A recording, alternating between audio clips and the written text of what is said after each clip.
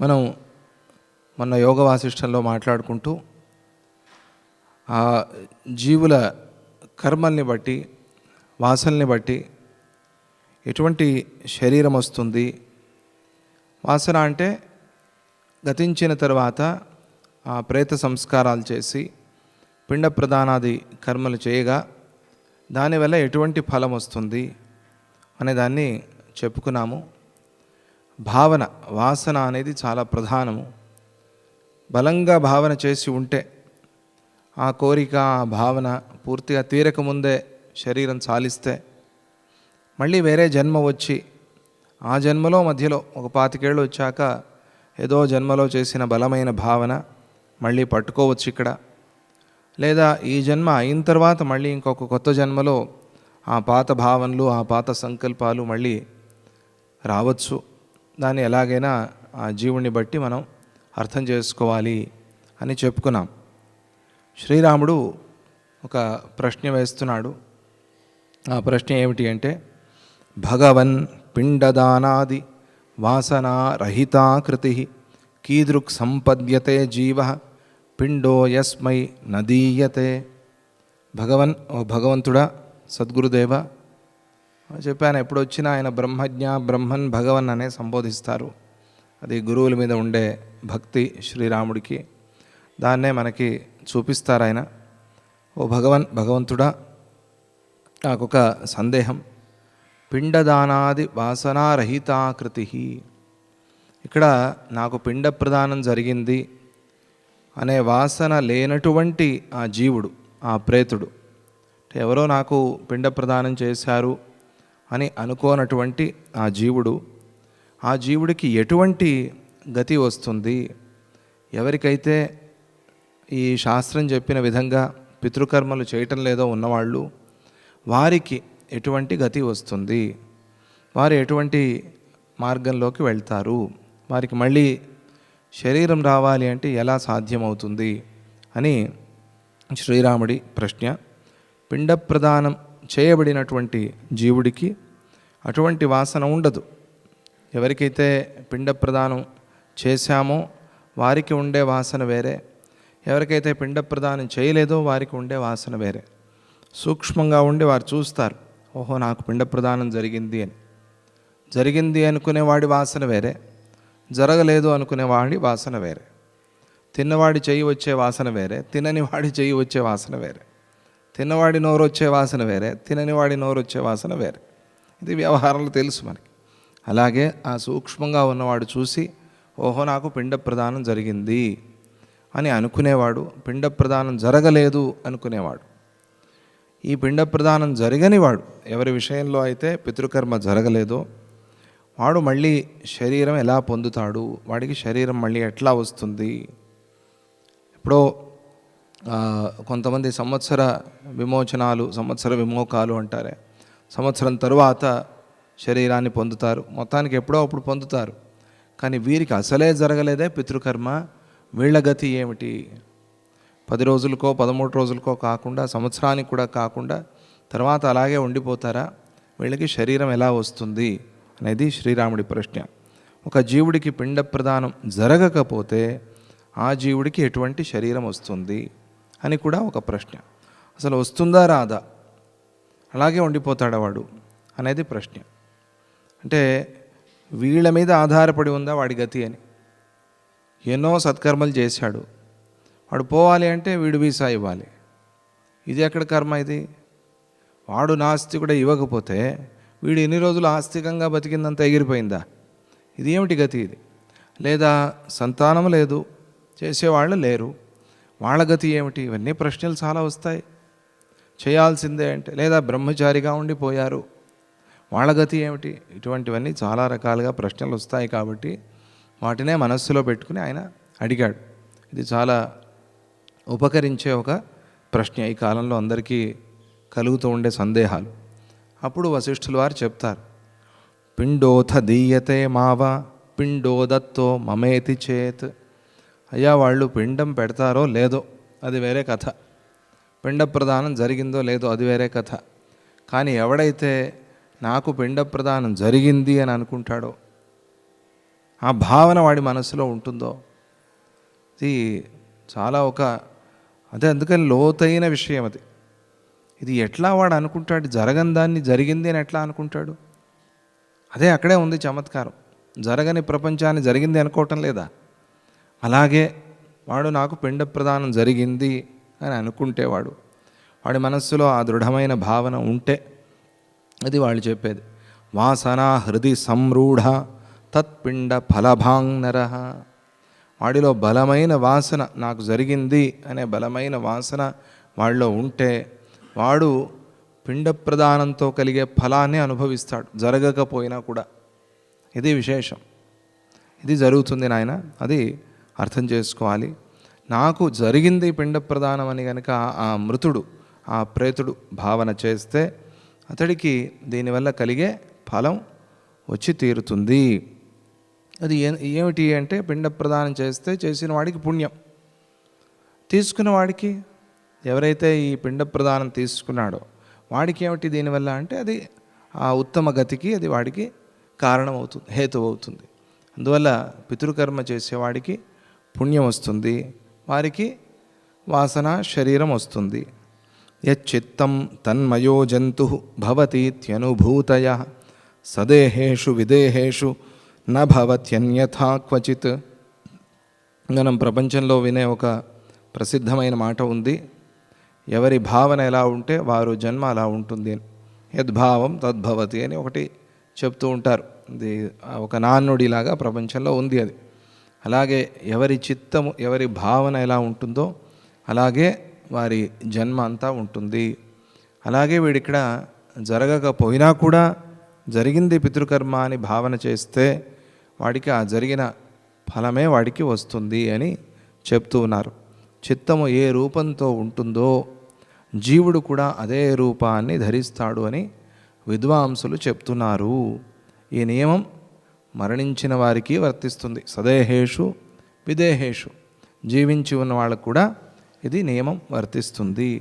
అందువల్ల గట్టి భావన, గట్టి సంకల్పం చేయాలి అని చెప్తారు బతికున్న వాళ్ళకి.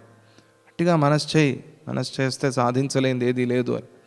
ఇది ఎలాగైతే వ్యవహారంలో మనం మాట్లాడుకుని సత్యం అవుతోంది అని చూస్తున్నామో, అలాగే మృతి చెందిన వాడి విషయంలో కూడా ఇదే జరుగుతుంది. జీవించి ఉన్నా మరణించి ఉన్నా కూడా జీవుడికి ఫలాలు ఇచ్చేది భావనలే అని చెప్పటం ఇక్కడ అభిప్రాయం. ఆ భావన వల్లే వాడికి ఫలం వస్తుంది అని. ఇది విచిత్రం. భావన వల్ల ఫలం వస్తుంది అంటే, ఏదీ లేని దరిద్రుడు భావన చేస్తే శ్రీమంతుడు అయిపోతాడా అని? ఖచ్చితంగా అవుతాడు. చేసిన వెంటనే కాకపోవచ్చు, బలంగా చేస్తే అవుతాడు. అందుకనే డబ్బు కావాలి అంటే తపస్సు చేయాలి అని శాస్త్రం చెబుతుంది. తపసా ధనమష్ట్యుతే అని, తపస్సు చేస్తే డబ్బు వస్తుంది అని. ఇది ఎక్కడ ఎవరికి అనుభవంలో లేదు, తపస్సు చేస్తే డబ్బు వస్తుంది అని. కష్టపడి పని చేస్తే డబ్బు వస్తుంది అని అందరికీ తెలుసు. లేదా తర్వాత దానిపై మెట్టు వేరే రకంగా వేరే మార్గంలో పట్టుకుంటే కూడా డబ్బు వస్తుంది అని చాలామందికి అనుభవంలో ఉంటుంది.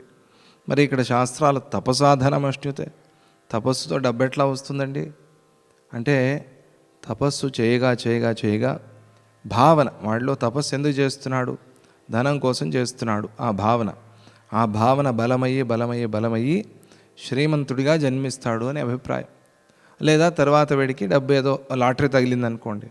ఒక అజ్జి అనుకుంటూ ఉండేది, నాన్ననే చెప్పారు, ఎప్పుడూ నాకు లాటరీ తగిలింది 30-40 ఏళ్ళ నుంచి అనుకుని నాకు తగులుతుంది అని. ఆవిడికి 85 ఏళ్ళు వచ్చినప్పుడు నిజంగా తగిలిందిట. ఎన్నో కోట్ల లాటరీ తగిలిందిట. ఏంటి ఎట్లా తగిలింది నీకు అంటే, ఏమో తెలియదు నాకు, నేను చేసిందేమీ లేదు, కానీ నాకు బలమైన నమ్మకం ఒకటి ఉండేది, నాకు తగిలి తీరుతుంది అని. తగిలింది అనిందిట ఆమె. ఈ మధ్యనే పేపర్లో వచ్చిందని నిన్ననే చెప్పారు మన వాళ్ళు. అలాగే భావన మనకి ఫలాలు ఇస్తుంది. అందువల్ల భావన చేసేటప్పుడు జాగ్రత్తగా ఉండాలి. ఇక్కడ ఒక ప్రాచీన శ్లోకాన్ని చెప్పారు వ్యాఖ్యానంలో. అదేమిటి అంటే, చిత్తమేవహి సంసార తచ్చ యత్నేన శోధయేత్. చిత్తమే సంసారం అంటే మన జన్మ అంటే ఏమిటి? చిత్తమే, మన మనస్సే ఈ ప్రపంచంగా మారింది. అందువల్ల దాన్ని ప్రయత్నపూర్వకంగా శుద్ధి చేసుకోవాలి, దాన్ని ప్రయత్నపూర్వకంగా దారిలో పెట్టుకోవాలి. యచ్చిత్తస్తన్మయో భవతి గుహ్యమే తత్ సనాతనం. ఏ చిత్తము ఏ మనస్సు ఎలా ఉంటుందో వారు అలాగే అవుతారు. మనస్సును బట్టి మనిషి, మనస్సే మనిషి. అందువల్ల ఇది సనాతనమైన రహస్యమైన విషయం ఇది. అందువల్ల మనస్సుని సంశోధించుకోవాలి, మనస్సుని గెలవాలి, మనస్సుని నిగ్రహం చేసుకోవాలి, మనస్సుని ఏకాగ్రం చేసుకోవాలి. ఆ మనస్సులో నిరంతరంగా నామస్మరణ చేస్తూ ఉండాలి, మనస్సుని సమర్పించాలి. ఇటువంటి మాటలన్నీ మనకు వినిపిస్తూ ఉంటాయి. మనోలయం చేసుకోవాలి, మనస్సుని నాశనం చేసుకోవాలి. నాశనం అంటే మనస్సుని తీసుకెళ్ళి కలిపేయటం. మనస్సు అనేది వేరే లేదు, పరమాత్మే ఉన్నాడు అని ఆయనలో తీసుకెళ్ళి కలిపేయటం. సద్గురు చరణాల విందాలకి ఆ మనస్సుని సమర్పణ చేయాలి అని చెప్తారే. అలా ఎక్కడ విన్నా కూడా, ఏ మార్గంలో విన్నా ఈ మనస్సు గురించే మాట్లాడుతున్నారు. అందువల్ల మనస్సు అనేదే ప్రధానం, మనస్సే మనిషి. అందువల్ల దాన్ని జాగ్రత్తగా ఏకాగ్రం చేసుకోవాలి. యోగులకు ఈ విషయం బాగా తెలుసు. మనస్సే మనిషి అవుతున్నాడు అనేది యోగులకి బాగా అనుభవంలో ఉన్న విషయం. మనకి తెలిసినా కూడా అది అనుభవానికి రాలేదు. ఆ యోగులకు మాత్రం అది సంపూర్ణంగా తెలుసు. కాబట్టి ఎప్పుడూ మానసికమైన ధ్యానం చేస్తూ ఉంటారు. భావన పదార్థాలను బట్టి ఏర్పడుతుంది. భావన అనేది ఎట్లా ఏర్పడుతుంది? పదార్థాలను బట్టి ఏర్పడుతుంది. ఏదైనా పదార్థం చూస్తే అది ఆ చూసినది మనస్సులో వెళ్ళి అది భావనై, ఆ భావననే ఎప్పుడు నిరంతరంగా భావిస్తూ ఉంటాం. పిండ ప్రదానం చేస్తే మరణించిన జీవికి ఆ భావన తప్పక కలిగి తీరుతుంది. చేసిన వాడికి ఎట్లా వెళ్ళి చేరుతుంది ఇది అంటే భావన. భావగ్రాహ్యో జనార్దన, భావగ్రాహి జనార్దన. నువ్వు చేసిన దానిలో భావాన్ని మాత్రమే తీసుకుంటాడు ఆయన. ఏ భావనతో చేశాడు వీడు అని ఆ భక్తినే ఆయన తీసుకుంటాడు. ఇక్కడ భావం అంటే భక్తియే. భావగ్రాహి జనార్దన. ఆ భావం చెడిపోతే కనుక నువ్వేమిచ్చినా కూడా ఆయన తీసుకోడు. ఇది భగవంతుడి విషయంలో. అలాగే ఇక్కడ కూడా మనిషి భావాన్ని తీసుకుంటూ ఉన్నాడు. పదార్థం ద్వారా దాని భావనని తీసుకుంటున్నాడు. ఇక్కడే ఉంది కదా ఈ పిండం పెట్టింది. ఏమైనా ఎగిరిపోయిందా గాల్లో? లేదా నీళ్ళలో కలిపాము, లేదా ఆవుకు పెట్టాము, లేదా అగ్నిలో వేసేసాము, మరి లేదా పక్షులకి పెట్టాము. మరి ఇక్కడ కరిగిపోయినట్టో, నీళ్ళలో కొట్టుకుపోయినట్టో, లేదా ఎవరో తినేసినట్టో, లేదా అగ్నిలో పచనమైపోయినట్టుగా కనిపిస్తూ ఉంటే మీరు ఆయన తీసుకున్నాడు పోయినవాడు అని ఎట్లా అంటారు? అంటే భావననే తీసుకున్నారు అక్కడ. ఆ భావన వెళ్ళి చేరుతోంది. అతడు ఓహో వీళ్ళు పెట్టారు అనే భావన, వీళ్ళు మేము చేశాము పితృకర్మ అనే భావన. ఈ భావన కలుస్తోంది. పరస్పరం భావయంత శ్రేయః పరం అవాప్స్యత. నీది భావనే, అది భావనే. అందుకనే భావయంత అన్నారు. ఇది జీవించి ఉన్నప్పుడు, మరణించిన తరువాత కూడా అన్వయిస్తుంది. అందువల్ల ఆ కర్మ చేయటం మంచిది. సపిండోస్మీతి సంవిత్య నిష్పిండోపి సపిండవాన్. నిష్పిండోస్మీతి సంవిత్య సపిండోపి నపిండవాన్. ఇది చాలా అద్భుతంగా చెప్పారు. అది సపిండ, నిష్పిండ లేదా నపిండ అనే రెండు పదాలు వాడారు ఇక్కడ. ఏమిటది అంటే పిండము పొందనివాడు, అంటే ఎవరి విషయంలో మనం పితృకర్మ చేయలేదో వాడు, ఆ మృతుడు, ఆ ప్రేతుడు, విడిచిపెట్టి పోయినవాడు కూడా నేను పితృకర్మని తీసుకున్నాను, నాకు పిండ ప్రదానం చేశారు, నేను అది పొందాను అని కనుక వాడు భావన చేస్తే సపిండోస్మేతి సంవిత్య, వాడు నిష్పిండుడైనా కూడా, సపిండీకరణము అంటారు కదా. సపిండీకరణం అంటే ఏమిటి? వాడికి ఈ పిండాన్ని అందించటం ఒక మంత్రంతో, ఒక భావనతో. ఇప్పుడు చెప్తారు. అందుకనే చాలా భావనగా చేయాలి పితృకర్మ అనేది, చాలా శ్రద్ధగా చేయాలి. అంటే సూక్ష్మమైన వాడికి మనం అందిస్తున్నాం. డాక్టర్లు చాలా క్రిటికల్ ఆపరేషన్ ఎట్లా చేస్తారో ఎంత కేర్ఫుల్గా ఆ రోజు ఫోన్లన్నీ ఆఫ్ చేసి పెట్టి చాలా ఏ టెన్షన్ లేకుండా, ఎందుకంటే 5 గంటలే పడుతుందో లేదా రోజంతా పడుతుందో తెలియదు. అది అనస్థేషియా ఇవ్వాలి, బీపీ ఒకసారి రైజ్ అవుతుంది, పడిపోతుంది, వాడికి షుగర్ లెవెల్స్ ఎట్లా ఉన్నాయో చూసుకోవాలి, 1-2 చాలా క్రిటికల్ ఆపరేషన్ ఇది అని ఆ సమయంలో ఎంత జాగ్రత్తగా చేస్తారో ఒక ల్యాబ్ అది. పితృకర్మ అనేది అంత జాగ్రత్తగా చేయాలి. అందుకని ఏ కర్మకి లేని పేరు దానికి వచ్చింది, శ్రాద్ధం. శ్రద్ధగా చేసేది అది అని, మనస్సంతా అక్కడ పెట్టి చేసేది అది. అంత ముఖ్యమైనది అది కర్మ. ఆ కర్మలో వీడికి ఒకవేళ మనం పెట్టినవాడు, మనం చేయని వాడు అయినా కూడా, చేయకపోయినా వాడు నాకు పిండ ప్రదానం చేశారు అని భావన చేస్తే అతడికి ఆ పిండ ప్రదానం యొక్క ఫలము దక్కి తీరుతుంది. భావన, వాడు భావన చేశాడు, ఆ భావనే వాడికి అక్కడ ఆహారం అయింది. నాకు జరిగింది అనే భావన వాడిలో ఉంటే వాడికి అది దక్కి తీరుతుంది. అలాగే పిండాన్ని పొందినవాడు నాకు పిండ ప్రదానం చేయలేదు అని అనుకుంటే నాస్తికుడు, వాడికి మొదటి నుంచి ఉంది, ఏమిటిది ఈ పిండ ప్రదానం అంటారు, ఇది పితృకర్మ అంటారు, ఇది పోయి చేరేది కాదు, పాడు కాదు అని వాడు మొదటి నుంచి అదే భావనలో ఉన్నాడు. వీడు పెడుతున్నా వాడికి అందదు. విచిత్రం అది. ఇక్కడ వీళ్ళు అందిస్తున్నారు, వాడికి అందదు. వాడికి గోడ కట్టేసుకున్నాడు. ఇంకేమిటి భావన లేదు అక్కడ. భావనతోనే పోయి చేరాలి. వీళ్ళు ఇస్తున్నా కూడా వాడికి అది చేరటం లేదు. నాస్తికత్వం. అందుకనే నాస్తికుడికి ఉభయభ్రష్టుడు అయిపోతాడు వాడు. ఇహలోకంలో వాడు ఒక వేరే గుంపులాగా వాడిని చూస్తాం. వాడు అట్లాగా ఉంటాడు. వాడు ఏది నమ్మకం లేదు. ఒకసారి నాస్తికుడని ముద్ర వేసేసుకున్నాడు. వాడు కనీసం ఈ కష్టం వచ్చింది అని చెప్పుకోలేడు, ఒక ప్రార్థన చేయలేడు. ఒక చెట్టు పుట్ట ఒక రాయిలాగా ఉంటాడంతే. అది ఏమిటది? ఆ నాస్తికత్వం.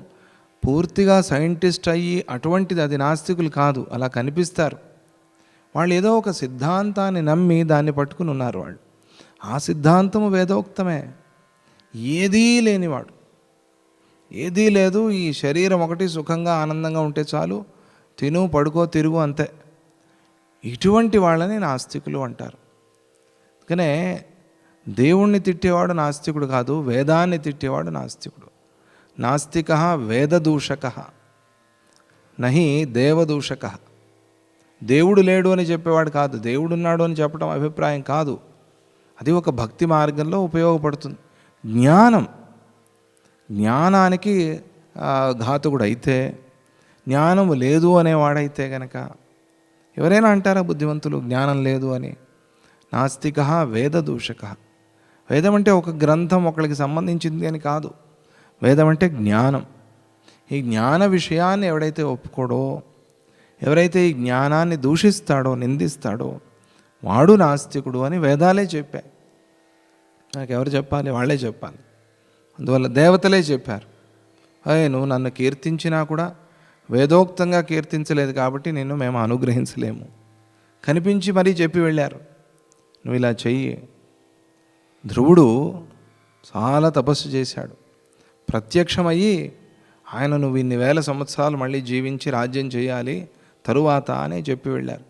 ఎందుకు చెప్పారు అని వ్యాఖ్యానంలో చాలా అద్భుతంగా రాశారు. ఎందుకంటే ఆ బాల్యంలో వాడికి అందవలసిన దాన్ని అందించలేరు. అది వేదమే పెట్టిన ఒక నియమం, దేవతలే పెట్టిన ఒక నియమం. దాంతో ఇలా కాదు నాయనా, నువ్వు ఒక కోపంతో మీ నాన్నగారి మీద మీ పిన్నమ్మ మీద కోపంతో వచ్చావు నువ్వు. అలా కాకుండా ఆ కోపం కూడా నీలో నుంచి పోవాలి. పోగా అప్పుడు నీకు మళ్ళీ జ్ఞానం కలుగుతుంది. దాన్ని పూర్ణ జ్ఞానం అంటారు. దానికి చాలా టైం పడుతుంది. అంత సమయము నువ్వు అక్కడ ఉండి రాజ్య పరిపాలన చేసిన తర్వాత అప్పుడు నీకు ధ్రువ పదవి వస్తుంది అని భవిష్యత్తు చెప్పి వెళ్ళాడు ఆయన. ఎందుకు అంటే అది పూర్తిగా వేదోక్తం కాలేదు అని శాస్త్రాల్లో వ్యాఖ్యానాల్లో చెప్పారు. ఆ పూర్తిగా లోపల ఉన్న ఆ లోపము దోషము పోయిన తర్వాత చేసే తపస్సు ఉందే, ఆ తపస్సుకి మోక్షాన్ని ఇచ్చే శక్తి ఉంది. అలా నువ్వు చెయ్యి, అప్పుడు నేను వస్తాను అని దేవతలు కూడా వేదాన్నే అనుసరించి ఉన్నారు. వేదాల్లో చెప్పిన దాన్ని వాళ్ళు కూడా అతిక్రమించటం లేదు. అక్కడ ఆ కథలో మనకి తెలుస్తుంది. ఇక్కడ వీడు పిండాన్ని పొందినవాడు కూడా నేను పిండాన్ని పొందలేదు అని భావిస్తే వాడికి పిండ ప్రదాన ఫలం దక్కదు. అందువల్ల నాస్తికులుగా ఉండద్దు అని మనం చెప్తున్నాము. మనం కూడా చెప్పుకుందాం. అప్పుడప్పుడు సందేహాలు వస్తాయి, భక్తులకి కూడా వస్తాయి.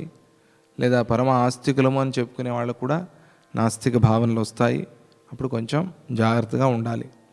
యథా భావనమేతేషాం పదార్థానాం హి సత్యత భావనాచ పదార్థేభ్య కారణేభ్య ఉదేతి. భావనా బలంతోనే ఈ పదార్థాల సత్యత్వం అనుభవించబడుతోంది. భావనా బలం లేకపోతే పదార్థాల సత్యత్వం ఎగిరిపోతుంది. వీడికి ఆ భావన లేకపోతే, పిల్లలకి భావనా బలం అన్నిట్లోనూ ఉండదు. అందువల్ల పదార్థాన్ని ఉన్నది ఉన్నట్టుగా వాళ్ళు అనుభవించలేరు. భావన చేశాం కాబట్టి పెద్దవాళ్ళు ఆయా వస్తువుల్ని అలా అలా అనుభవిస్తూ ఉన్నారు. పిల్లల్లో ఆ భావన లేదు. పిల్లలు ఇంకా పెద్దవాళ్ళు కాలేదు అంటే భావన వారిలో పెరగలేదు అని అర్థం. అన్ని వస్తువుల పేర్లు వాళ్ళకి తెలియవు. అన్ని వస్తువులు ఎందుకు వాడతారో కూడా వాళ్ళకి తెలియదు.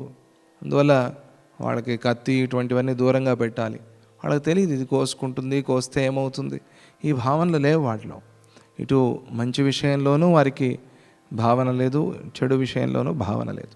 భావన వల్ల పదార్థం యొక్క సత్యత్వం అనేది అనుభవించబడుతోంది. ఈ భావన కూడా కారణాలైన పదార్థాల నుండే కలుగుతోంది. భావన అనేది ఎలా కలుగుతోంది? పదార్థం నుంచి భావన కలుగుతోంది. పదార్థం లేకపోతే భావన లేదు, భావన లేకపోతే పదార్థం యొక్క సత్యత్వం లేదు. ఇవి రెండు ఇలా ఒకదానితో ఒకటి కలిసి ఉన్నాయి, లింక్డ్గా ఉన్నాయి. అందువల్ల పిండ ప్రదానం వల్ల పిండం అనే పదార్థంతో జీవుడికి భావన కలుగుతుంది. భావనే కదా నేను కూర్చున్న పిండ ప్రదానం చేశాను అని అనుకుంటాను అంటే చేసేసాను, భావనే కదా. భావన ద్వారా అందించడమే కదా ఇది. డైరెక్ట్గా ఎలాగో మనం తీసుకుపోయి పెట్టట్లేదు, వాళ్ళకి తట్టలో కంచంలో వడ్డించినట్టుగా చేయటం లేదు. వీడికి అందిస్తున్నాము అనే భావన చేసుకోండి. మమ అనుకుని పూజ చేస్తున్నారు కదా, అలాగే ఇది కూడా అంతే అని అనుకుంటే అక్కడ లాభం లేదు. ఎందుకంటే ఆ పదార్థం ద్వారా వాడు భావన చేస్తున్నాడు. అందువల్ల ఆ పదార్థాన్ని పెట్టి తీరాలి. యథా వాసనయా జంతో విషమప్యమృతాయతే అసత్య సత్యతామేతి పదార్థో భావనాత్ తథా. ఇక్కడ ఒక విషయాన్ని చెప్పారు, నేను కొంచెం జాగ్రత్తగా అర్థం చేసుకోవాలి, లేకపోతే అపార్థం వచ్చే ఒక సందర్భం ఉంది. గరుడోపాసకులు అంటే గరుడ మంత్రాన్ని ఉపాసన చేసిన వాళ్ళు, అటువంటి వాళ్ళకి భావనా బలంతో విషం కూడా అమృతమైనట్టుగా వారి విషయంలో విషం కూడా అమృతమవుతుంది. ఎవరికి అవుతుంది అంటే ఆ గరుడ మంత్రం అనేది ఒకటి ఉంది. ఆ గరుడ మంత్రాన్ని చేస్తూ ఉంటే వారికి విషం అనేది శరీరానికి ఎక్కదు అనేది ఒక లోకంలో ప్రతీతి. ఆ మంత్రం ఎక్కడ, ఏ మంత్రం అది అనేది గురువులను అడిగి తెలుసుకోవాలి. ఇది నువ్వు చెయ్యి, నీకు ఇది సిద్ధిస్తుంది అని చెప్తేనే చేయాలి. పుస్తకాల్లో దొరికింది కదా అని గరుడ మంత్రం చేసి విషం ఎక్కదు అని పాముతో కరిపించుకుంటే ఖచ్చితంగా విషం ఎక్కుతుంది. గురువుల అనుగ్రహం కావాలి దానికి, అది ముఖ్యమైనది అది. అలా ఆ గరుడోపాసకులకి విషమైన అమృతమైనట్టుగా వారికి అదే ఒక ఆహారంలాగా ఉండిపోతుంది. అలా అయిన వాళ్ళు ఎక్కడో ఎప్పుడో ఉన్నారు. అసత్య పదార్థాలు భావనా బలంతో సత్యాలవుతున్నాయి. వారికి విషం అమృతమైనట్టుగా అసత్య పదార్థాలు సత్యాలవుతున్నాయి. భావనా బలం అది. అంటే ఇది మన లోకంలో అసత్యం అన్నట్టుగా కనిపిస్తుంది. మనం ఇక్కడ ఎవరికో ఏదో పెడితే అక్కడెవరికో కడుపు నిండుతుంది అనేది వ్యవహారంలో ఎవరికి లేదు. దాన్ని ఎవరు అనుభవించలేదు ఇప్పటి వరకు. అది సత్యమని ఏం చేసినా మనం రుజువు చేయలేం, సాధ్యం లేని పని అది. మరి అటువంటిది ఆ అసత్యమని వ్యవహారంలో కనిపించేది సత్యం ఎట్లా అవుతుంది అంటే అది భావనా బలం. ఆ గరుడోపాసకుడికి విషం అమృతం ఎట్లా అయిందో ఇది కూడా అంతే, భావన. వాడికి నిజంగా అయితే కాకూడదు, కానీ వాడు ఒక భావన చేశాడు. ఏం భావన? నేను గరుత్మంతుడిని భావన చేశాడు. ఆ గరుత్మంతుడికి కాలకూట విషం కూడా ఎటువంటి ప్రమాదము చేయనట్టుగా వీడికి ఏ విషము ఏది చేయదు వీడికి అని అటువంటి శక్తి వాళ్ళలో వచ్చింది కదా. ఎలా? ఇది భావన. ఆ తపస్సు చేస్తూ వాడొక భావన చేయాలి. ఆ భావన వల్ల వీడికి బలం వచ్చింది. ఒకడికి ఏదో ఒక ముళ్ళు గుచ్చుకుంది అనుకుందాం. ఆ ముళ్ళు గుచ్చుకుని డాక్టర్ దగ్గరికి వెళ్ళాడు. చాలా నొప్పిగా ఉంది డాక్టర్ గారు, ఏదో నల్లబడిపోయింది కాలంతా. చూశాడు, ఏం లేదు నాయన, ముళ్ళు గుచ్చుకుంది, సెప్టిక్ అయింది. ముళ్ళు తీసేశాడు. తీసేసినా కూడా వాడికి ముళ్ళు గుచ్చుకుంది అని నమ్మడు. గుచ్చుకుంది పోని ముళ్ళు తీసేశారు అని కూడా నమ్మడు. నాలో ఇంకా విషం ఉంది అనుకుంటాడు. ఏదో కరిచింది నన్ను, ఏదో పాము కాటేసింది నన్ను, ఈ డాక్టర్ గారికి తెలియటం లేదు. నాకు కలిగే దుఃఖము కష్టం ఈయనకేం అర్థమవుతుంది? ఇలా భావన చేసి చేసి చేసి తీసేసినా కూడా ముళ్ళుని, నాలో ఇంకా విషం ఉంది అనుకుని వాడు భావన చేసి మరణిస్తాడు. ఇటువంటిది కూడా మనకు భావన వల్ల కలుగుతుంది. అనర్థం కూడా భావన వల్ల కలుగుతుంది. ఎందుకని అంటే వాడికి ఒక బలమైన నమ్మకం, నాకేదో రోగం ఉంది అని నమ్మకం. ఎంత చెప్పినా కూడా వాడు నమ్మడు, వాడికి అర్థం కాదు. ఇటువంటి ప్రమాదము ఆ భావన వల్ల జరుగుతోంది. అలాగే మేలు కూడా భావన వల్ల జరుగుతోంది. ఇది మనం ప్రపంచంలో చూస్తూ ఉన్నది. కారణేన వినోదేతి న కదాచన కస్యచిత్ భావన కాచిదపినో ఇది నిశ్చయవాన్ భవ. ఇక శ్రీరాముడి ద్వారా మనకందరికీ కూడా ఉపదేశం చేస్తున్నారు. కారణం లేకుండా ఎవరికీ కూడా ఎలాంటి భావన పుట్టదు అనే నిశ్చయాన్ని నువ్వు గట్టి చేసుకో.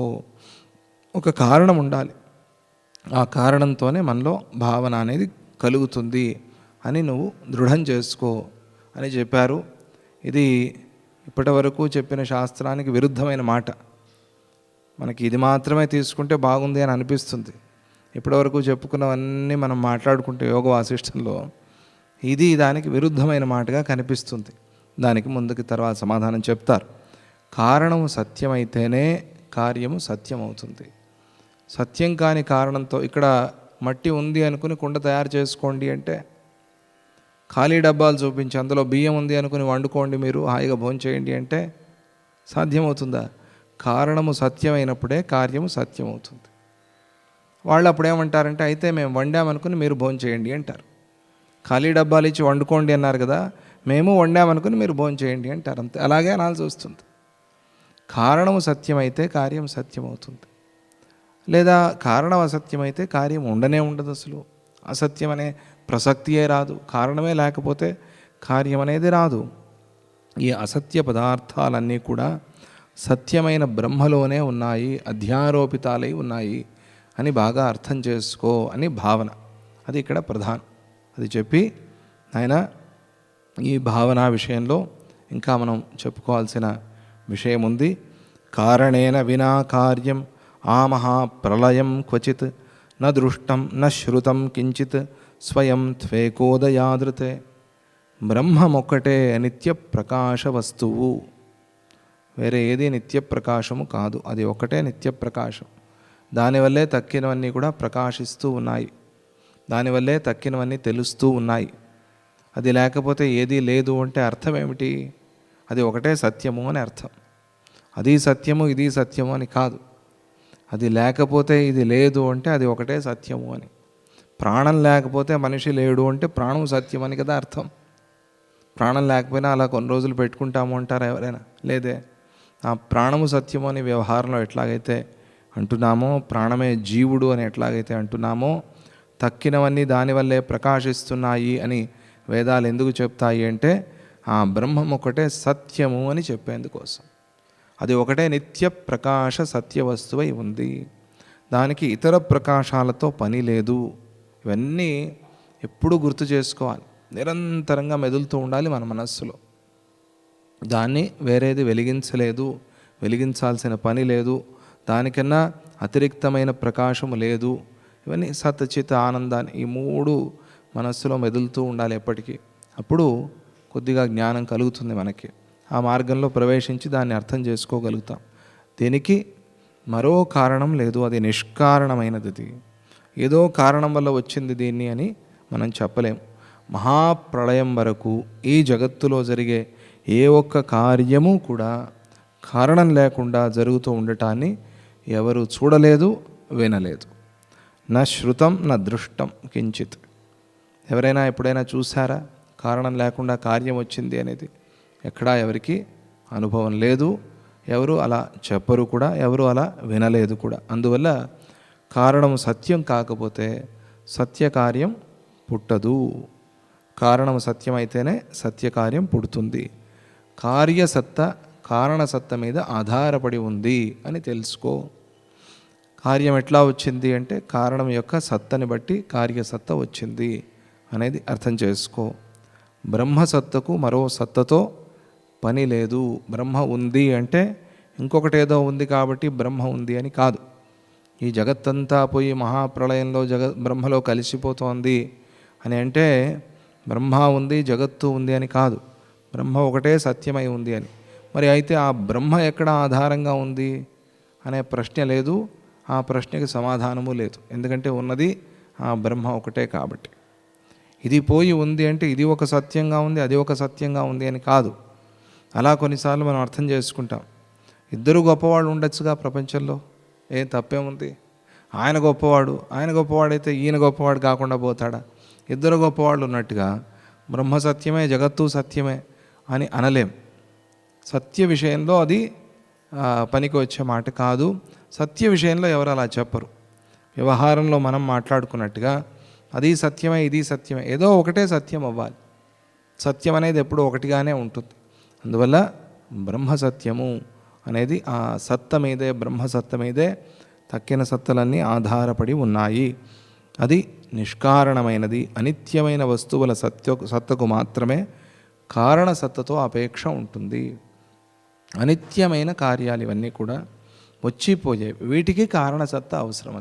అది వచ్చిపోయేది కాదు కాబట్టి, జనన మరణాలు లేనిది కాబట్టి ఆ బ్రహ్మసత్తకు వేరే సత్తతో, వేరే ఉనికితో పని లేదు అనేది నువ్వు బాగా అర్థం చేసుకో. చిదేవ వాసనా సైవ దత్తే స్వప్న ఇవార్థత కార్యకారణతాం యాతి సైవాగత్యేవ తిష్టతి. విశుద్ధమైన చైతన్యమే వాసనాబలంతో కార్యకారణ భావాన్ని ధరించి జగద్రూపంతో ప్రకాశిస్తోంది అని చెప్పారు. ఈ జగత్తుగా కావటానికి ఏమిటి, ఎందుకు వచ్చింది? మరి బ్రహ్మ జగత్తుగా ఎందుకు ఇలా తయారైంది, ఎందుకు ఇలా మారింది అంటే అది ఆ విశుద్ధమైన చైతన్యము వాసనాబలంతో ఇలా మారింది అని చెప్పారు. అప్పుడు శ్రీరాముడు ఈ ఒక ప్రశ్న వేస్తున్నాడు. ధర్మో నాస్తి మమేత్యేవ యః ప్రేతో వాసనాన్విత తస్యచేత్ సుహృదా భూరి ధర్మ కృత్వా సమర్పిత తత్తదాత్ర సకిం ధర్మో నష్టస్యాదుత వానవ సత్యార్థావాప్యసర్ అసత్యార్థ భావనా కిం బలాధిక. చాలా గొప్ప ప్రశ్న ఇది, చాలా ఉపయోగపడే ఒక ప్రశ్న ఇది. ఈ కాలంలో కలిగే సందేహాలే ఇవన్నీ కూడా. అదే ఆ సందేహాన్నే శ్రీరాముడు అడుగుతున్నాడు. ఒకడు అనుకున్నాడు ఏమని అంటే, ఆ పిండ ప్రధానాదుల నుండి కలిగిన ధర్మము లేదు నాకు అని అనుకున్నాడు. అంటే అదేది నాకు అందలేదు అని అనుకున్నాడు వాడు. అంటే ఎవరు చేసేవాళ్ళు లేరు, చేసినా నాకు అందదు, ఇలా ఏవో అనుకున్నాడు వాడు అని అనుకుందాం మనం. అని భావించే ఆ మరణించిన వ్యక్తిని ఉద్దేశించి అతడి బంధువులు, మిత్రులు, ఎవరో సంబంధం లేని వాళ్ళు వీడి గురించి విని వీడు మంచివాడు అనుకుని వీడి కోసం పిండ ప్రదానం చేశారు. ఇది మనము తీర్థస్నానాలు చేసినప్పుడు ఎవరైతే దేశం కోసం, ఎవరైతే ధర్మం కోసం త్యాగం చేశారో శరీరాన్ని, ఎవరికైతే అలా త్యాగం చేసిన వాళ్ళకి అందాల్సిన ఈ పితృకర్మలు అందలేదో, అంటే ఎవరు పెట్టలేదో చేయలేదో, బ్రహ్మచారులుగా ఉండిపోయారు, వాళ్ళకి వెనక ముందు ఎవరు లేరు బంధువులు మిత్రులు, అటువంటి వారికి సద్గతి కలగాలి అని అనుకుని తీర్థస్నానం చేయాలి.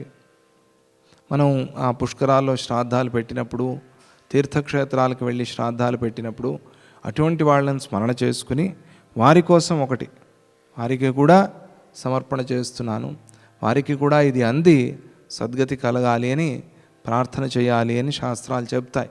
అలా ఎవరికో ఏదో మంచి బుద్ధి పుట్టి నిర్గతికులుగా పోయిన వాళ్ళు, అనాథులుగా పోయిన వాళ్ళు, అనాథ శవ సంస్కారం అంటారే, అది చాలా ఉత్తమమైన కర్మ. అలాగే అనాథ ప్రేత సంస్కారం అంటే వెళ్ళిపోయిన వాడికి మనం చేసే పితృకర్మ. అలా చేస్తే ఆ చేసిన వాడికి చాలా అధికమైన ఫలం, ఈ ఫలం వాడికి కూడా అందుతుంది. అనాథలుగా నిర్గతికులుగా ఉన్న వాళ్ళ కోసం ఎవరికో ఏదో బుద్ధి పుట్టి వాళ్ళు చేశారు, ఒక కర్మ చేశారు. లేదా ఒక మిత్రుడికి అనిపించింది, అయ్యో ఈ నా మిత్రుడు పోయాడే, వాడికి ఎవరు పెట్టేవాళ్ళు లేరే అని వాడిని తలుచుకుని వీడు చేశాడు, పితృకర్మ చేశాడు అని అనుకుందాం. అలా చేస్తే వాళ్ళు ఆ లెక్కకు మించి చేసిన ఆ ధర్మ కార్యాలు ఉన్నాయి కదా, వాటిని వాళ్ళు ఆచరణ చేసినప్పుడు ఆ ధర్మము ఆ జీవుడి విషయంలో ఫలప్రదం అవుతుందా లేదా, అది వాడికి వెళ్ళి అందుతుందా లేదా అనేది ప్రశ్న.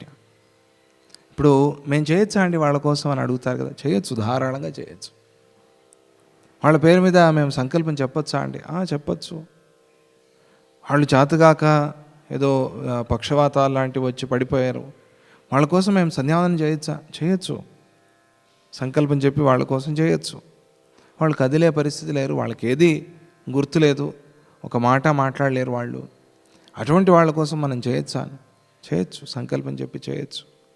ఆ ఫలం వారికి వస్తుంది. అదే వారు చెప్తున్నారు. అటువంటి వారు చేసినది ఫలప్రదం అవుతుందా? బంధువులు చేసేది సత్యము, అతడు చింతించేది అసత్యము. వీళ్ళేమో సత్యంగా మేము చేశాము, వాడేమో నాకు అందలేదు అని అనుకున్నాడు, నాకెవరు లేరు, చేసేవాళ్ళు లేరు అని అనుకుని కదా పోయాడు. అదే భావన కదా వాళ్ళలో ఉంటుంది. మరి అలా అనుకున్నవాడు, వాడి విషయంలో ఏమిటి కథ? ఈ రెండిటిలో దేనికి బలం ఎక్కువ? వాడిదేమో వాసన, వీడిదేమో ఇక్కడ ఈ కర్మ. ఈ రెండిట్లో ఏది బలమైంది? దానికి బలం ఎక్కువ, దేనికి బలం ఎక్కువ? ఇది నాకు కలిగిన సందేహం. ఇది చూస్తే ఎలా ఉంది అంటే ఉభయతస్పాషారజ్జుహు అంటారు. అంటే ఇటు లాగితే ఒక ఇబ్బంది, అటు లాగితే ఒక ఇబ్బంది. దీన్ని విడిపిద్దాము అని విడిపించడం కోసం అటువైపు లాగితే మెడ పట్టుకుంటుంది, ఇటువైపు లాగితే ఇంకొకటి ఏదో ఇబ్బంది అవుతుంది. ఉభయతస్పాషారజ్జు, ఎటు లాగినా ఇబ్బందే అని ఒక సంస్కృతంలో ఒక నానుడి ఉంది. దాన్ని గుర్తు చేసుకుని అలా అక్కడ చెప్పినట్టుగా ఇది చూస్తే రెండు విధాలుగానే ఇబ్బంది కలిగిస్తోంది. ఇప్పటి వరకు మీరు చెప్పిన ఆ విషయాన్ని దృష్టిలో పెట్టుకుని ఆలోచన చేస్తే వీళ్ళు అందించేది వాడికి అందాలి, వాడేమో నాకు అందదు అని వాడు అనుకుంటున్నాడు. అందుతాయి అని శాస్త్రాలు చెప్తున్నాయి. ఇక్కడ ఈ విషయంలో చాలా సందేహం కలుగుతోంది. గురువుగారు, బంధుమిత్రాదులు పిండ ప్రదానం చేయగా ఆ ఫలము జీవుడికి దక్కుతుందా దక్కదా? లేక నాకు పిండ ప్రదానం లేదు అనుకుని ఆ జీవుడు భావిస్తే ఆ భావన బలమవుతుందా?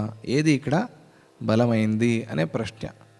దానికి సమాధానం చెప్పాలి. అప్పుడు చెప్తారు వశిష్ఠుల వారు, దేశకాల క్రియాద్రవ్య సంపత్యోదేతి భావన ఎత్రైవాభ్యుదిత సా స్యాత్ సద్వయోరధికో జయి ధర్మధాతు ప్రవృత్తా చేత్ వాసనా తత్తయా క్రమాత్ ఆపూర్యతే ప్రేతమతి నచేత్ ప్రేతధీయాశుభ ఏవం పరస్పరజయాత్ జయత్యత్రాతి వీర్యవాన్ తస్మాచ్ఛుభేన యత్నేన శుభాభ్యాసముదాహరేత్.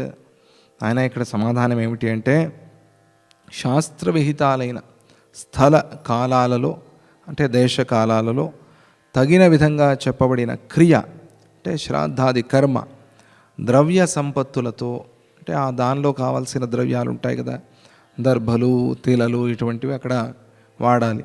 అటువంటి ద్రవ్యాలతో బంధువుల వల్ల చేయబడ్డ శాస్త్రం చెప్పిన ధర్మవాసన ప్రేతవాసన కంటే కూడా బలమైనది. ధర్మవాసన ఇది బలమైంది అయిపోతుంది. వాడు నాకు లేదు, అందలేదు, నాకెవరు పెట్టలేదు అని వాడికి వాసన ఉన్నా కూడా ప్రేతవాసన, ఈ ధర్మవాసన దానికన్నా బలమైంది. నాస్తికుడు గురించి మనం ప్రార్థన చేసినా వాడికి మంచిదవ్వాలి అని వాడికి పోయి చేరుతుంది. ఏమండి మా ఆయనకి భక్తి లేదు, ఆయన కోసం నేను వేడుకోవచ్చా అంటే ధారాళంగా వేడుకో అంటారు స్వామీజీ. ఆయనకి లేకపోతే నీకుంది కదా. నువ్వు ఆయన నాస్తికుడు అని ఆయన స్మరణ చేస్తూ ఆయనకన్నా పెద్ద నాస్తికురాలు అయిపోతావు. ఎందుకు నీకది? నువ్వు ఆస్తికంగా ఉన్నావుగా, నువ్వు ప్రార్థన చెయ్యి, ఆయన నిదానంగా సర్దుకుంటాడు. ఇది ధర్మవాసన. శాస్త్రాలు అలా చెప్తాయి. నీకు నమ్మకం ఉండాలి, ఓహో ఇది బలమైంది, ఆయనలో మార్పు వస్తుంది, ఆయనకి ఈ కర్మ ఫలాన్ని ఇస్తుంది అనేది నీలో నమ్మకంతో నువ్వు చేయాలి. అప్పుడు ఆ ధర్మవాసన ప్రేతవాసన కన్నా కూడా బలమైంది అవుతుంది అని తీర్మానం చేసి వేద విషయాన్ని చెప్పారు. ప్రేతవాసన శాస్త్ర ప్రమాణం కాదు. వాడికి కలిగిన ప్రేతవాసన అది శాస్త్ర ప్రమాణితం కాదు. అది వాడు ఒకటి అనుకుంటే మాత్రం శాస్త్రం కాదే అది. కానీ అది లౌకిక సిద్ధం. అది ప్రేతము వేద విద్వేషి అయిన నాస్తికుడు కాకపోయినట్లయితే అతడి వాసన ధర్మవాసన వల్ల జయించబడుతోంది. ఆ సూక్ష్మాన్ని గుర్తుపెట్టుకోవాలి. అతడు గనక నాస్తికుడైతే వాడి విషయంలో ఇది గెలవటం కష్టం. ఎందుకని అంటే ఎవరికి ఏ బలం ఎక్కువగా ఉంటుందో అది గెలుస్తుంది. వాడిలో ఇది బాగా దృఢంగా ఎక్కువగా, అందుకనే వాడికన్నా ఎక్కువగా మనలో ఆస్తికత్వం ఉంటే వాడిని మనం గెలవగలుగుతాం.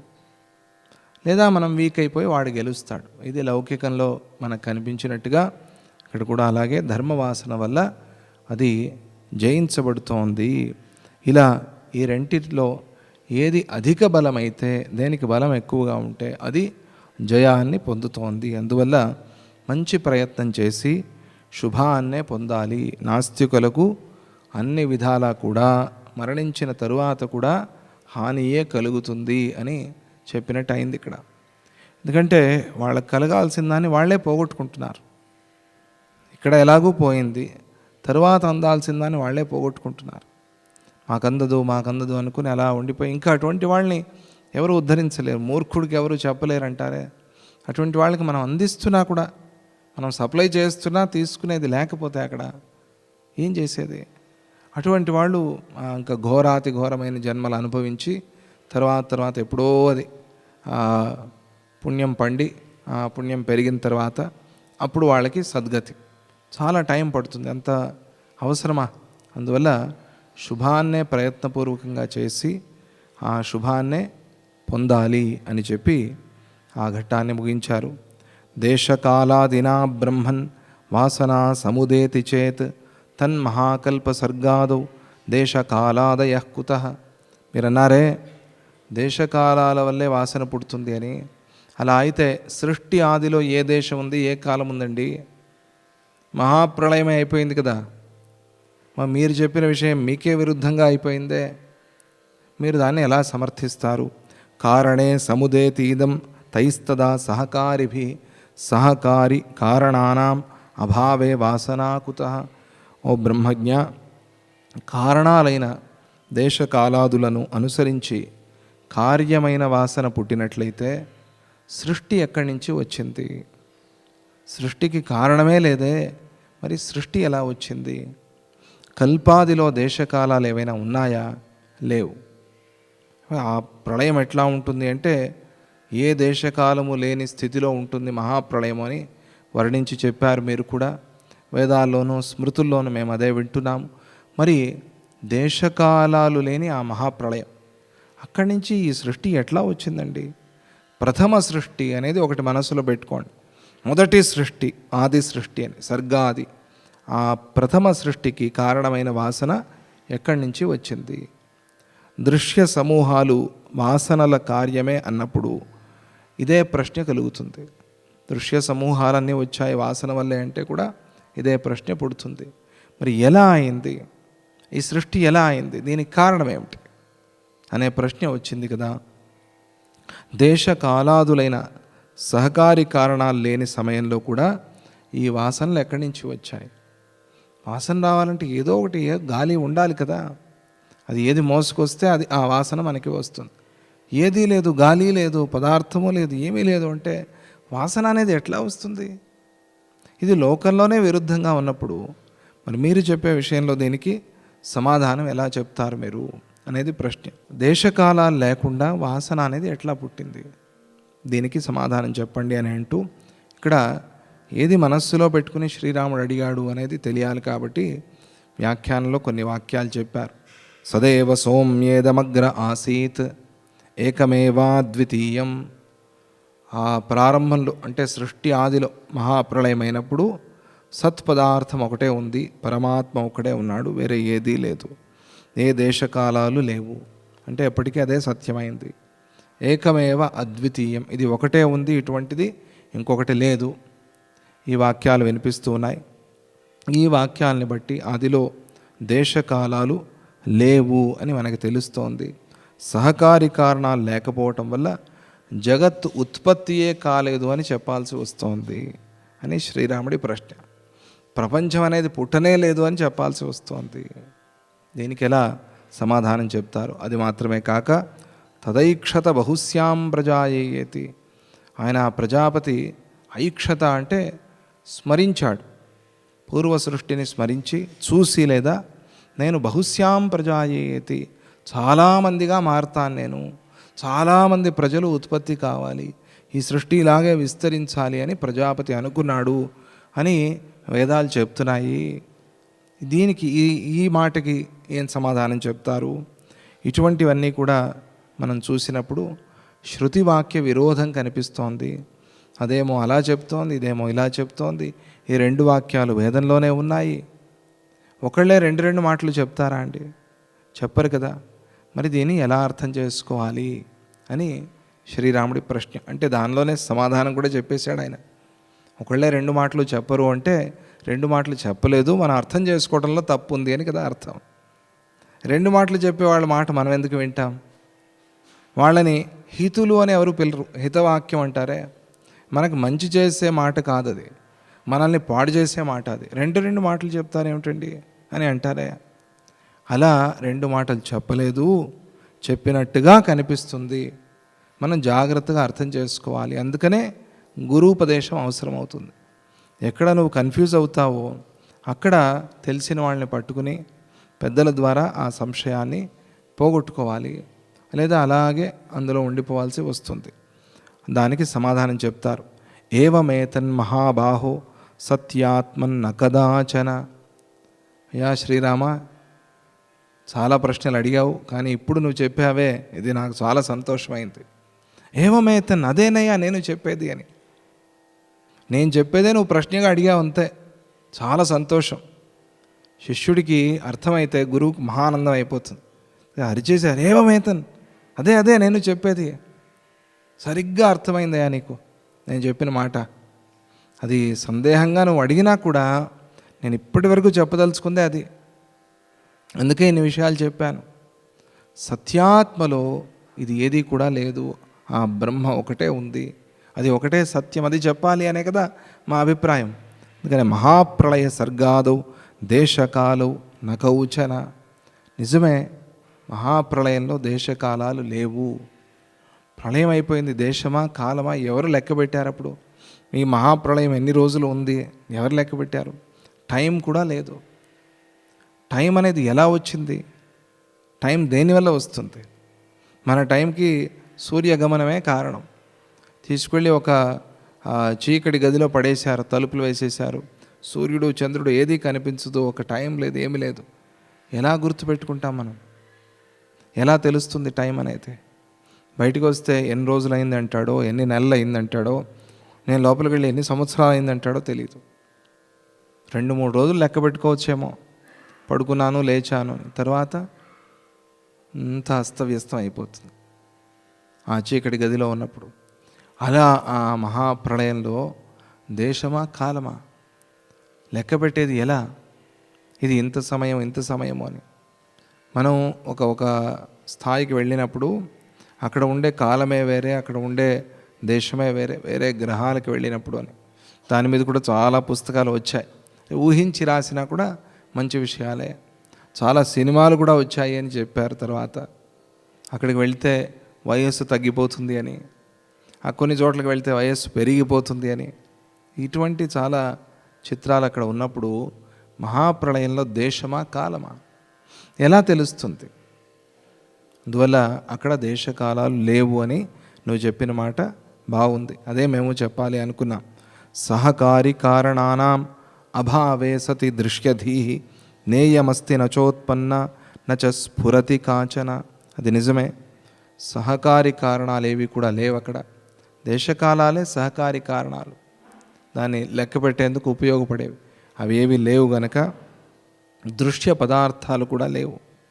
దృశ్య పదార్థాలు దాని నుంచే వచ్చాయి. ఆ మహాప్రళయంలో సృష్టియే లేదు అని మేము చెప్పాము. నేయమస్తి నచోత్పన్న, అందువల్ల ఏమంటున్నామంటే ఇది రాలేదు, పుట్టలేదు, ఉన్నట్టుగా కనిపిస్తోంది అంత.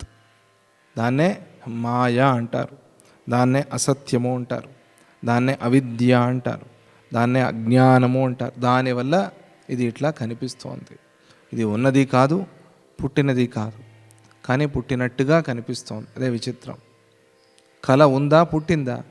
కానీ పుట్టినట్టుగా కనిపిస్తోంది. పుట్టిపోయిన తర్వాత అయ్యో ఇది కళ, మరిచిపోతున్నాం, దాన్ని పట్టించుకోవటం లేదు. కానీ ఆ సమయంలో మాత్రం ఓహో ఏదో జరిగింది, ఏదో జరుగుతోంది, ఏదో పుట్టింది, ఏదో అయిపోయింది అన్నట్టుగా అనిపిస్తోంది. కళకి ఎంత ఉనికి ఉందో దీనికి కూడా అంతే ఉనికి. నచ నచ అస్తి నేయమస్తి నచోత్పన్న నచ స్ఫురతి కాచన దృశ్యస్యా సంభవాదేవ కించిద్యదృశ్యతే త్విదం దృశ్యస్య అసంభవాత్. అందువల్ల దృశ్యం అనేది పుట్టే అవకాశమే లేదు. కాబట్టి ఏది ఇప్పుడు మరి కనిపిస్తోంది అని అనుకుంటున్నావో, ఏది కనిపిస్తూ ఉందో తద్బ్రహ్మైవ స్వచిద్రూపం. ఇది ఒక మహావాక్యం. తద్బ్రహ్మైవ, ఏది నువ్వు చూస్తున్నావో, ఏది నీకు కనిపిస్తోందో అది అంతా కూడా ఆ పరబ్రహ్మే, అది అంతా కూడా ఆ భగవంతుడే. స చిద్రూపం, అది సత్ పదార్థం, అది చిత్ పదార్థం. అది ఎప్పుడూ ఉండే ఆ పరబ్రహ్మే ఇలా కనిపిస్తున్నాడు. ఏమిటి కారణం దానికి? ఇది కాదు ఆయన స్వరూపం, కానీ ఇలా కనిపిస్తున్నాడు. ఏమిటి కారణం అంటే అది నీ అజ్ఞానమే కారణం, ఆయన కారణం కాదు. మనం అలా చూస్తున్నాం కాబట్టి అలా కనిపిస్తున్నాడు. చూసేవాడికి ఎలా చూస్తాడో అలా కనిపిస్తుంది. దృష్టి సృష్టి, నీ దృష్టిని బట్టి సృష్టి కనిపిస్తుంది. నీ దృష్టి బాగలేకపోతే సృష్టి కూడా అలాగే ఉంటుంది అని మనం లోకంలో మాట్లాడుకున్నట్టుగా మన దృష్టి, మన దర్శనం దాన్ని సరి చేసుకున్నప్పుడు అంతటా మనకి భగవంతుడే కనిపిస్తాడు. అది అక్కడ చెప్పదలుచుకున్న విషయం. తద్బ్రహ్మైవ స్వచిద్రూపం స్థితమిత్తమనామయం. అది ఇట్లా అనామయమైన ఆ బ్రహ్మ ఇట్లా ఉన్నది, ఇట్లా కనిపిస్తోంది. ఏతచ్చాగ్రే యుక్తిశతై. ఈ విషయం అంత సులభంగా అర్థం కాదు. ఏమిటండి కనిపిస్తున్న ఈ ప్రపంచం అన్నిటికీ ఒక్కొక్క పేరు పెట్టి పిలుస్తున్నాం. చెట్టు, పుట్ట, స్తంభం, మైకు, స్టాండు, అది ఇది అని. ఇదంతా బ్రహ్మ అంటారు మీరు. అది ఎట్లా సాధ్యం అండి అంటే ఇదంత సులభంగా అర్థం కాదు నాయన. రాబోయే కథల్లో, రాబోయే విషయాల్లో దీన్ని యుక్తిశతై, వందలాది యుక్తులతో నీకు చెప్తాను. అప్పుడు కానీ ఇది అర్థం కాదు. ఇది ఇక్కడికి కాలేదు. ఇది ప్రస్తుతానికి అలా అర్థం చేసుకో. దీని తర్వాత పూర్తిగా అర్థం చేయిస్తాను. కథయిష్యామ ఏవతే ఏతదర్థం ప్రయత్నోయం. అందుకోసమే ఈ ప్రయత్నం అంతా. నీకు దాన్ని అర్థం చేయించాలి అనేందుకోసమే ఈ ప్రయత్నం అంతా. వర్తమాన కథాం శృణు. అందుకే కదయా ఈ కథ అంతా ప్రారంభించాను, ఈ లీలా ఉపాఖ్యానం. అందువల్ల ఇప్పుడు ప్రశ్నలు ఆపి ప్రస్తుతానికి నేను చెప్పే కథ విను, అప్పుడు నీకు అర్థమవుతుంది. మధ్య మధ్యలో చాలా వస్తున్నాయి, కథ ఇంకా పూర్తి కాలేదు. అందువల్ల నువ్వు చెప్పిన దానికి ఇది సమాధానము అని అంటూ ఇక్కడ కొన్ని వాక్యాలు చెప్పారు. వాటిని కూడా మనం గుర్తు చేసుకుందాం. నా నిరోధో నచోత్పత్తి. నువ్వు కొన్ని శృతి వాక్యాలు చెప్పావు. నేను మళ్ళీ నీకు శృతి వాక్యాలతోనే సమాధానం చెప్పాలి కదా. నువ్వు అన్నట్టుగా కొన్ని వాక్యాలు విరోధంగా ఉన్నాయి, విరుద్ధంగా ఉన్నాయని చెప్పావే, అలా శృతి వాక్యాలు కొన్ని ఉన్నాయి, అవి చెప్తాను. నా నిరోధో నచోత్పత్తి. ఈ జగత్తుకి ఉత్పత్తి అనేది లేదు, నాశనం అవటం అనేది లేదు. తదేతద్బ్రహ్మ అపూర్వం అనపరం అస్థూలం అనణు అహ్రస్వం. ఆ బ్రహ్మ అనేది అది అణువు కాదు, అది మహత్తు కాదు. దాన్ని ఎలా అర్థం చేసుకోవాలి? విచిత్రమైంది. మనం అనుకున్నామే, అణోరణీయాన్ మహతో మహీయాన్. అణువైతే అణువని చెప్పాలి, మహత్ అయితే మహత్ అని చెప్పాలి. ఇది ఏమిటండి? ఒక ధూళి కణమా లేదా కొండ? ఏదో ఒకటి చెప్పాలి.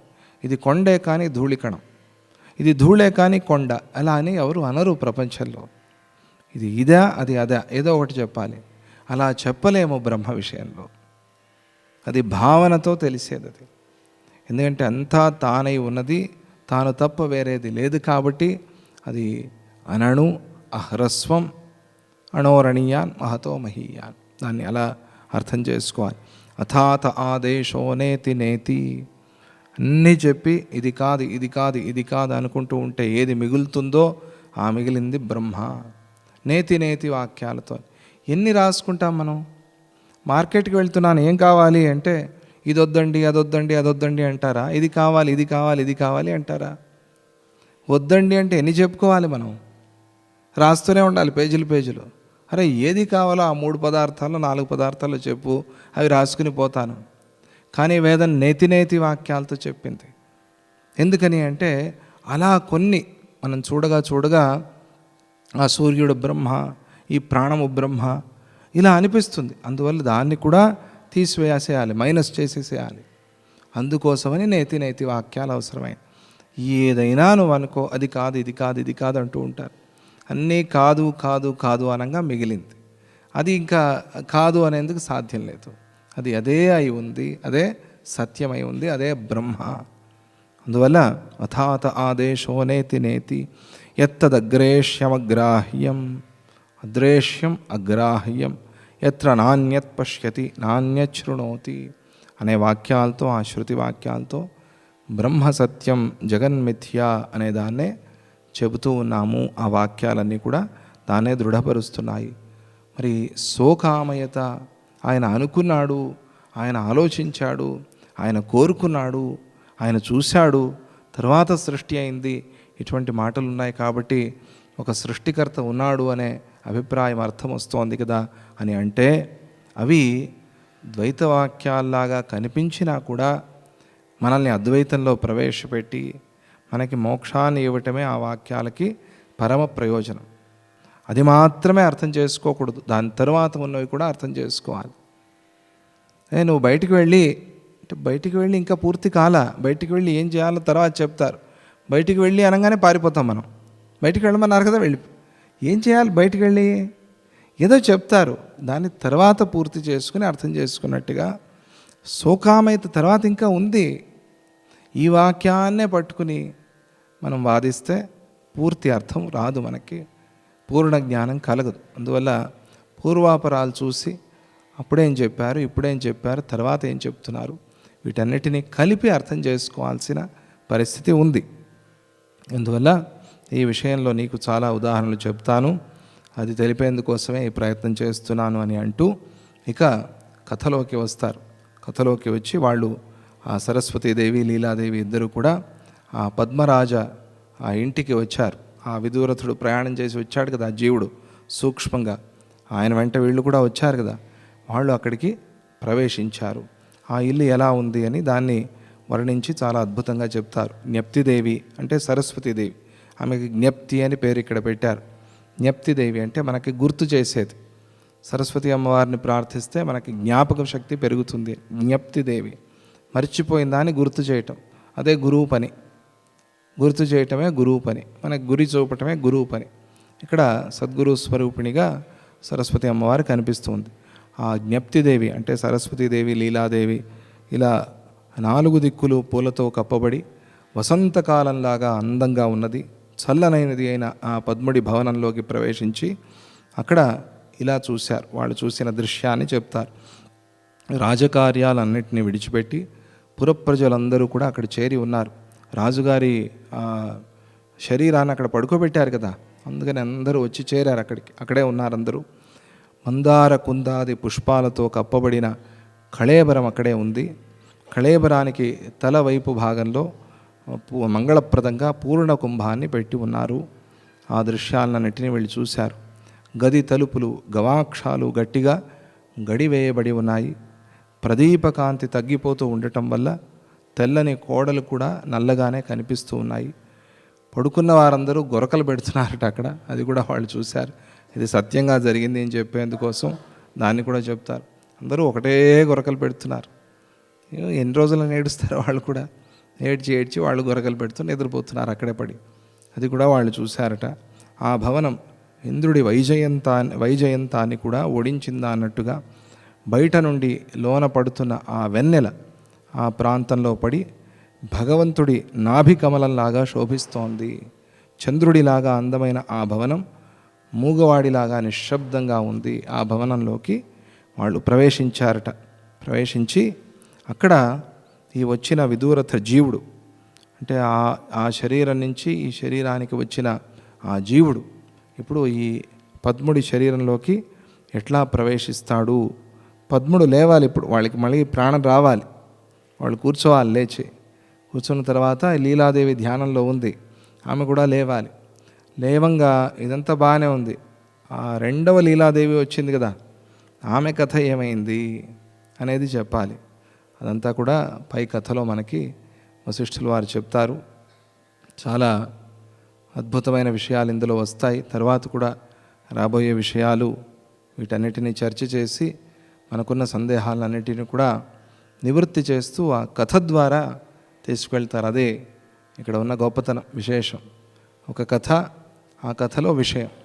సాధారణంగా ఊరికే విషయం చెప్తారు, కానీ కథ అయినా గుర్తుంటే ఆ విషయం గుర్తుంటుంది కదా అని. మన మీద ఉన్న ఒక కృప, వీళ్ళకి ఎలాగైనా అర్థం కావాలి అని ఒక మంచి మనస్సు, దాంతో ఆయన చెప్తున్నారు. దాన్ని మనం మళ్ళీ రేపు మాట్లాడుకుందామని అంటూ, జై గురుదత్త, శ్రీ గురుదత్త. ఓం శాంతి శాంతి శాంతి.